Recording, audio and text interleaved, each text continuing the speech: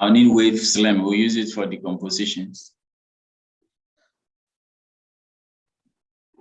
And we'll need color space. Color space is what will give us the heat maps. So we do color space as well.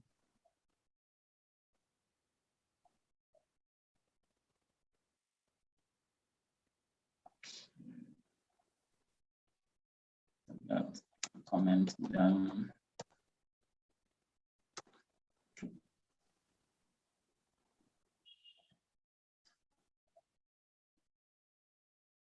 Remember that for this is frequency domain. We don't need the time. We don't need the date column. You don't need it. We'll change it to a time series, but without dates. So we don't need that date column. So it doesn't matter how your date column is formatted. We don't need it. But you may need it for plotting, for the descriptive part of your work. Okay, so let's load our packages and see. So we are using, yeah, this is the data.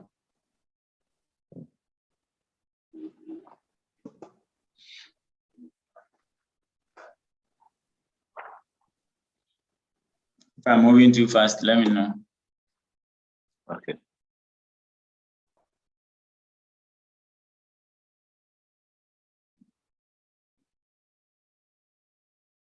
Okay, so if you look at this line of code, look at the dimension. The dimension of the data is 6 columns. The first column is date. We don't need that, so we want to remove it. So we can. This line means I want the second column to the last column. So I'll put this one to be 6, and that removes the date for me. See that the date is gone, and we have 5 columns now.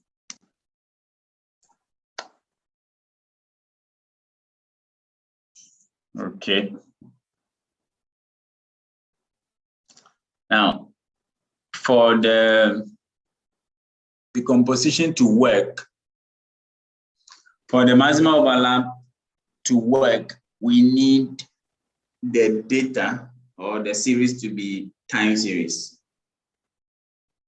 We know from where we are bringing the data from, it's a time series, but R doesn't know that it's a time series.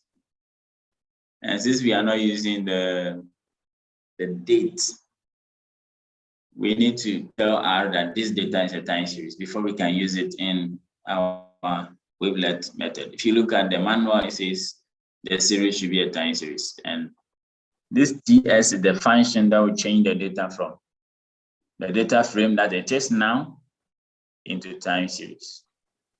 Are we good? So if I if I do the class, if I look at the class of GC, it's a data frame. But if I run this line here, now I come and check the class of gc.t, this MTS, TS, or matrix, any one of them. Okay, so we need that. If you don't change it to series, it will not work. Okay, now we are setting the parameters for this work. Our filter, we choose filter of length 8. You can try 5 if it works fine, but 8 usually works. But for the scales, let's choose. Let's go into Excel and see how many scales we can choose for this. And I think from my experience, if you choose a higher scale, it will bring it down for you and choose the one that is applicable. So it's a log of 200 to 2. So 7. You're saying we can deal with only 7 scales. However, so let's keep that one in mind, 7, but let's use 9. Then see what happens. Okay, so now that we are here, we know, let me see the name, so come gc.t.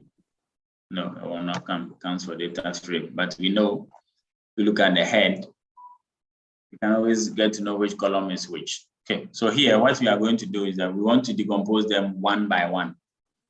We are not doing, we want to decompose a series, look at how they are. If you want to use them someday for something else, we'll keep them for that purpose. So let's try to decompose. And we say this is a real valued wavelet, so we should see real valued transformation. Okay, so let's look at this. This means that we are doing maximal overlap discrete wavelet transform. So MODWT, the data frame. Now is the time series, and we want the first column here. First column. So first column is PR. And we have specified our filter and scale already. Did I run these lines? Run them probably. So what we can do is change the name, maybe PR here. PR. Because that's what we want and what we want. Okay. If everything checks out, this code shouldn't give us any problem. Okay, you see the error term? So somebody read the error term for us, the error message. Wavelet transform exceeds sample size in MODWT.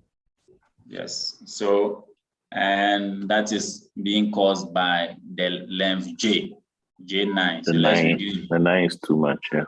Yes, so let's reduce J to 7 and do it again. See that we don't have any problems. Yeah. Okay. So then we can look at the transformation like this. Okay, so as you are going through, look at, so we have D2, that is the second scale. We have D1, that's the first. Let's see how many we have. D3, D4, how many? D5, D6, we have 7, right? Okay. D7, where are you? Okay, so even with that, 6. It gave us 6 because 7 is too much. Now, this is what happens. If we had given, for example, 5, it will give us D5 and S5. 1 is the scaling factor, the long term or the further wavelet. But if we choose a number of scales that exhaust all the components, the decomposition, then we will not have a scaling factor. Then we'll choose the last one as the scaling factor. Am I making sense? Yeah. Okay. So this is important. We check how many we have. So we have D6. Okay. Because if we want to save this output, we need to know how many scales there are so we can pick them. Okay. And if you look at the class, it's MODWT. It's not a data frame. There's no data frame for you to just write to CSV. And for that reason, you have to bind it and make it a data frame so that we can write it to CSV. Okay, so our decomposition is PR_MODWT. So I need to change this one. So this is it.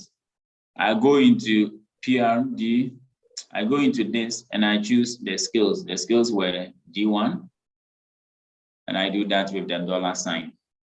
So it's PR_. Yeah. PR goes up to 6, right? PR, and then PR. Okay. So let me give it a different name here. maybe P, doesn't matter. If I run this, then I make it a data frame or something that we can write to CSV. Let me look at the class here because I've changed variable. It's a matrix or an array, and we can write that into. See that it looks different now. So it's a matrix or an array, which is maybe the same as a T series. So if I write this, let me row.names, right? But the express now. So if I make something,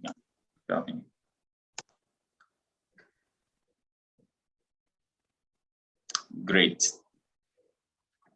So this is in our working direction. What name did we give? PR _ MODWT. So this is it.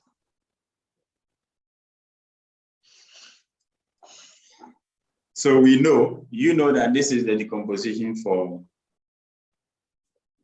CPI inflation, and because it didn't give headings for this, these are the defaults. You can change them to whatever you want, and you can use it for anything that you prefer to use it for.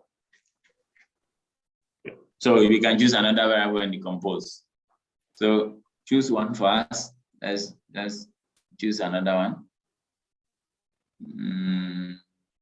Just modify this one. So here is third column, so I'll just change it to 3, and I'll change this to ER.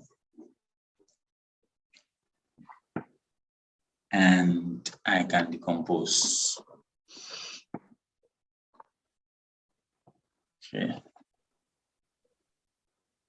If all things being equal, they have the same length, then that should also have 6 scales. Yeah.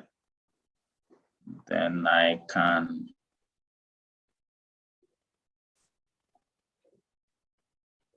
bind it ER, ER, ER,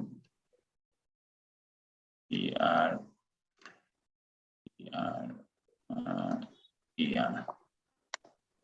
So if I create this, then I can save it. So let me do this to be ER rather. Boom. So I should have that decomposition as well. So when you see my papers, when I say frequency domain analysis and all of that, I typically decompose these here, and I take them to go and use them for maybe quantile regression or diode and Yeomans connected index, whatever I want to use it for. So now, if you want to look at the relationship, you can look at V1, let's say regression, V1, which is D1 of ER and D1 of ER. And that will tell you the relation between ER and PR in the short term. So that gives you one relationship. You can do that for the rest. And you can even do that in quantile regression form. So you go deeper. You have frequency domain, quantile domain, and that will give you better understanding instead of just doing something like OLS, which nobody really cares about now, because we know the obvious weaknesses with OLS. Okay, great.